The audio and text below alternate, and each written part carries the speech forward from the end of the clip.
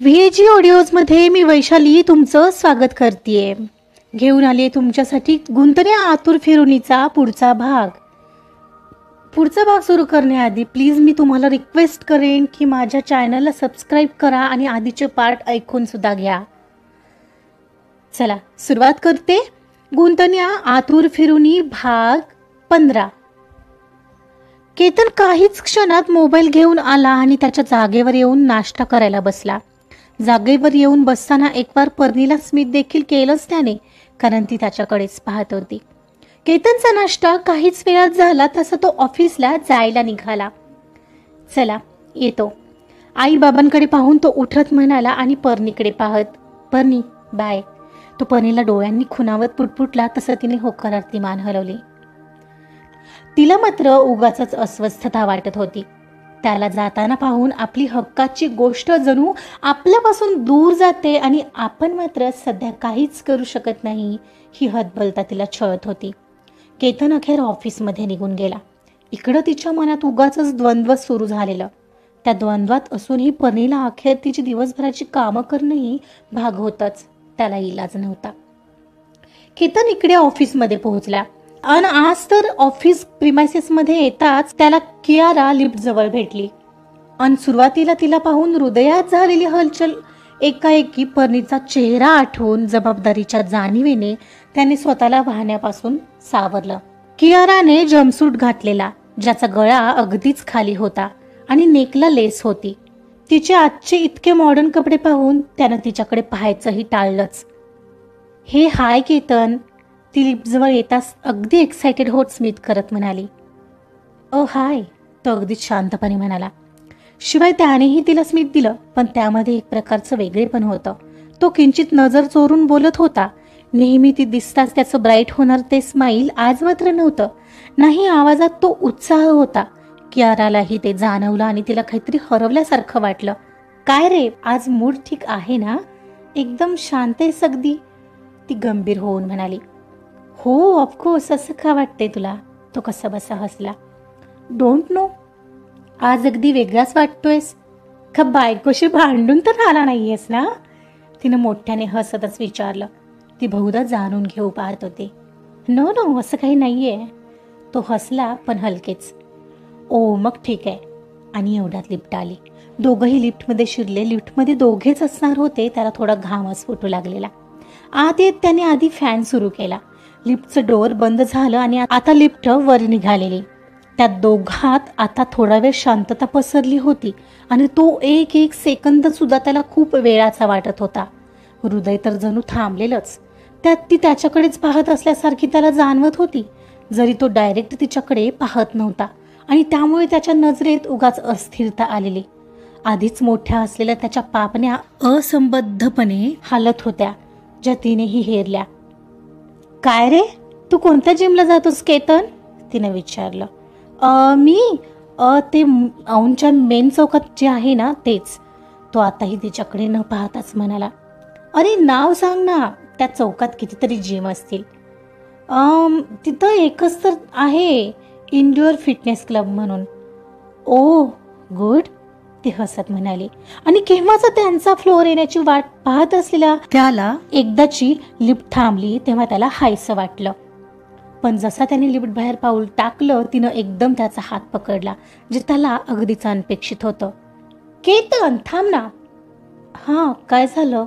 चल ना कॉफी घ्यायला सोबत जाऊ, ती बाहेर येत म्हणाली. अगं माझा नाश्ता ऑलरेडी झालाय आणि ऑफिसमध्येही काही कामं अर्जंट करायची आहेत, सो असू दे, जास्त वेळ नाही मागत आहे मी तुझा, चल रे माझ्यासोबत. ती त्याच्या हाताला विळखा घालून जबरदस्तीने त्याला कॅन्टीनकडे घेऊनही निघाली होती.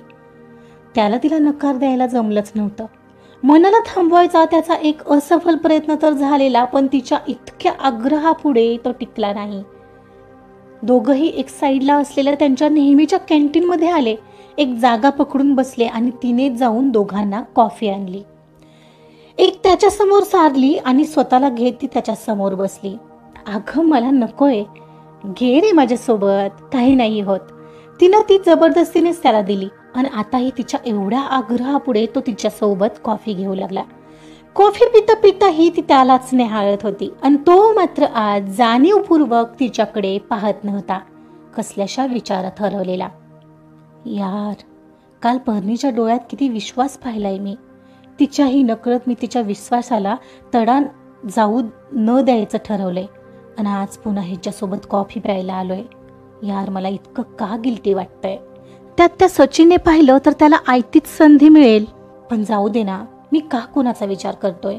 पर्णीचा विश्वास आहे ना माझ्यावर, मग झालं.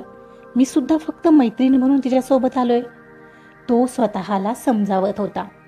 कसला हँडसम आहे हा यार, काय विचार करतोय इतका.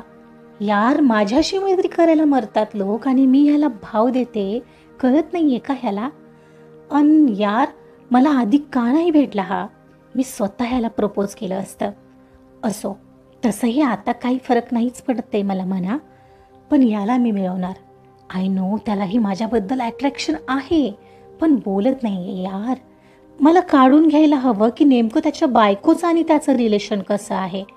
पण कितीही प्रयत्न केला तरी इतर मुलांसारखा मोकळेपणे बोलत नाही तो. नाही हातात येत आहे. कालपर्यंत जरा नीट बोलत होता, पण आज काय झालंय याला समजेनाच झालंय. विचार करत असलेली कियाराने एकदमच त्याला प्रश्न केला. काय रे, आज अचानक असा वेगळा का वागतोयस माझ्याशी.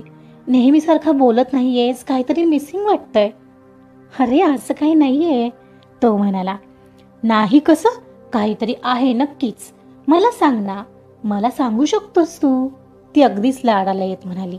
ती एकदम तिच्या संपलेला कॉफीचा कप बाजूला ठेवून उठली आणि समोरचा टिश्यू पेपर हातात घेत अगदी त्याच्या समोर येऊन बसली आणि त्याची परवानगी न घेताच तिनं त्याच्या ओठांच्या कडेला लागलेली कॉफी टिपली. तसं गडबडून त्याने पटकन तिच्या हातातला टिश्यू घेतला. अगं काय करतेस, तो घाबरून म्हणाला. अरे जस्ट कॉफी लागलेली ती पुसते बुद्धू, असा कसा पितोस रे कॉफी. ती अगदीच मधाळ हसत म्हणाली.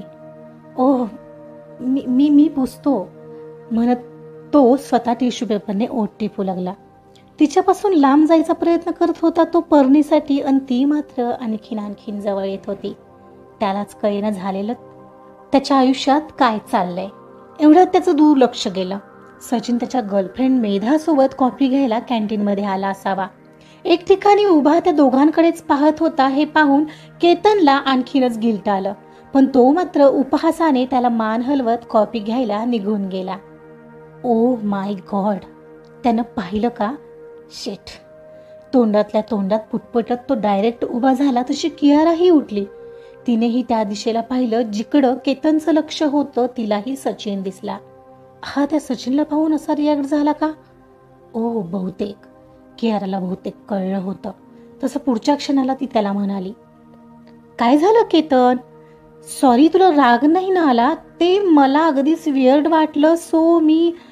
ती स्पष्टीकरण देऊ लागलेली एवढ्यात केतनमध्येच म्हणाला. कियारा, आय थिंक मला एक महत्त्वाचं काम आठवले, मला जावं लागेल म्हणून तो तिथून डायरेक्ट पटकन त्याच्या केबिनमध्ये जायला निघाला. हो केतन, जाशील, मलाही जायचंय. अरे थांब तर. ती त्याला मागून हाक मारत होती, पण तो काही थांबलाच नव्हता. हे पाहून तिनं एकदम चिडून हातपाय आपटले. यार, असा कसा निघून जाऊ शकतो हा. मला या कियाराला सोडून काहीतरी केलंच पाहिजे. मला ना तो हवाय बस. कियारा मनातल्या मनात म्हणत होती. एवढ्यात पाठीमागून सचिनचा आवाज आला. कियारा मॅडम, काय झालं हो. काही नाही, ती खोटच स्मित करत म्हणाली. अहो जा, मग जरा कामाचं वगैरे पहा. सरांनी एक फाईल मागितली आज, आहे ना लक्षात. हो कळतं हा मला माझं काम. ते तुम्ही शिकू नका मिस्टर देशपांडे, गॉट इट. ती त्याला ॲटिट्यूडमध्ये उत्तर देत सरळ निघून गेली. पाहिलं स्मिधा कशी उत्तर देऊन गेली मला. मला ना तिचं वागणं कळतच नाही. सचिन, तुला काय करायचंय.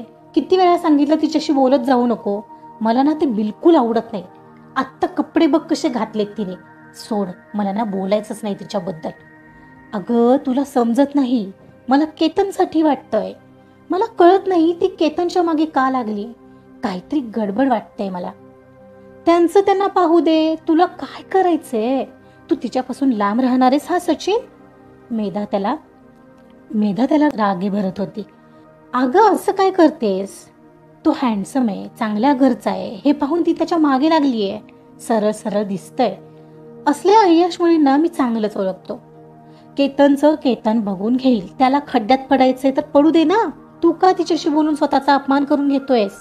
अगं मेधा, प्रश्न फक्त केतनचा नाहीये. त्याची बायको बिचारी, तिचा काय दोष आहे? मला तिचं वाईट वाटतंय. चुकून तो वाहवत गेला तर त्याच्या अख्ख्या कुटुंबाची वाताहत व्हायला वेळ लागणार नाही. आणि माझं काय? आता तुझं काय? ती तुला बोलली तेव्हा मला कसं वाटलं असेल? अरे यार मेधा, तू समजूतदार आहे, समजून घे ना. मित्र आहे ग तो माझा. तो चुकत असेल तर सांगायला नको का? तुला फक्त तुझ्या मित्रांची काळजी येतं. ती जरा तिची नाराजी दर्शवत हाताची घडी घालत म्हणाली, अगं असंच काही नाहीये. तुझी काळजी आहेच ग मला, पण तुला माहित नाहीये त्या दिवशी पार्टीला त्या नीरवने ड्रिंक्सच्या नादात त्याला भलतंच भरवलंय. म्हणून मी एवढं लक्ष देतोय, बाकी काही नाही. आणि मला सांग, तुझ्यासाठी काही वाटत नसतं तर तुझ्यासोबत कॉफी प्यायला आलो असतो का मी? आणि ते सुद्धा आत्ता एक मीटिंग अटेंड करायची आहे तरीही. अरे बापरे, अगं मीटिंग आहे, चल चल चल लवकर. सचिनला मीटिंगचं आठवलं तसा त्याने घाईतच शेवटचा कॉफीचा सिप घेतला आणि निघायची घाई करू लागला. तू ना खरंच. मेधानेही तिची कॉफी संपवली आणि हसत त्याला फटका मारत त्याच्या पाठोपाठ निघाली. इकडे केबिनचं दार उघडून केतन आत आला. ते स्वतःवर चिडचिड करतच, ओह शिट शिट शिट, काय चाललंय तुझं केतन? नेमकं त्या सचिनने नको ते पाहिलं. यार आता उगाच त्याचा गैरसमज. ही कियारा आपण ना अशी काय वागते मध्येच? उगाच एखाद्याला संशयाला जागा निर्माण होईल असं वागते. तिला समजवायला हवंच. थोडा क्षणभर तिथेच केबिनमध्ये इकडे तिकडे फिरत तो एकदाचा खुर्चीवर स्थिरावला आणि एक क्षणाला मघाचं ते कियाराचं एकदम समोर येऊन बसणं त्याला आठवलं. ते आठवून क्षणभर त्याची हृदयाची स्पंदनं तीव्र झाली आणि पुन्हा पर्णिकाचा कालचा तो निरागस चेहरा आणि पाण्याने भरलेले डोळे आठवले तसा गिल्टी होत. नाही नाही, आत्वीला आठवायलाच नको म्हणत मनातले विचार झटकून त्याने मान हलवली आणि त्याचं लक्ष समोरच्या पीसी चालू करत कामावर वळवू लागला. एवढ्यात केबिनचं डोअर नॉक झालं आणि थोड्याशा उघडलेल्या फटीतून नेमकीच कियारा डोकावली. मे आय कम इन? सोबतच तिचा पाठोपाठ आवाज आला आणि तिला पाहून त्याने मंत्रमुग्धपणे फक्त मानच हलवली. आजचा पार्ट इथंच संपलाय. ही कियारा म्हणवणारी मुलगी खूपच चिपकू आहे. बघूया केतन तिच्यासोबत कसा डील करतो. केतनला ते जमेल का का पर्णिकाला यामध्ये यावंच लागेल? त्यासाठी ऐकत राहा गुंतन्या आतुर फिरुनी. कथा आवडत असेल तर लाईक करा, सबस्क्राईब करा आणि शेअर सुद्धा करा. Thank you so much.